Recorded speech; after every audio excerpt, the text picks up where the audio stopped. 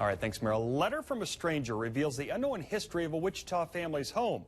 Scott Evans shows you in a story that will make you Kansas proud.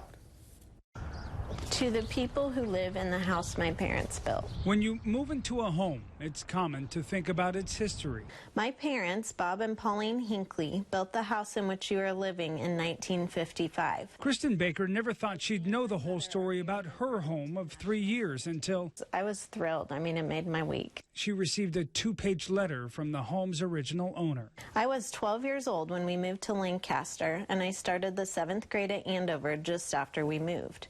That was 61 years ago. Bob Hinckley wrote the letter because he came across these pictures.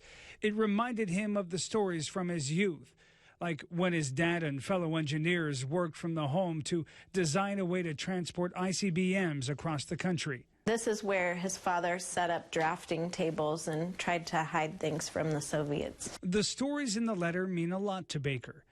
Like the times Hinckley's dad would fly his airplane home for the weekend so it could be washed and waxed, or the strawberry patch in the backyard that yielded so much fruit they gave it away, or the trees, which Hinckley says were just twigs when he lived there. I could tell you a lot more about your house. My dad made home brew in the half bath next to the kitchen. It smelled terrible. Baker calls the handwritten letter charming. And we've always thought that this is a warm and happy place, and I feel like now we know why. Hinckley, now retired and living in Oregon, wrote the letter to share his history.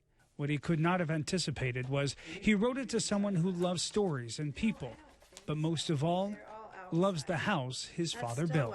I hope the house is as good to you as it was to us. Scott Evans. Sincerely, Bob Hinckley, Jr. Eyewitness News. Baker says if she ever sells the house, she'll make sure the next owner gets that letter so they will also know the home's history.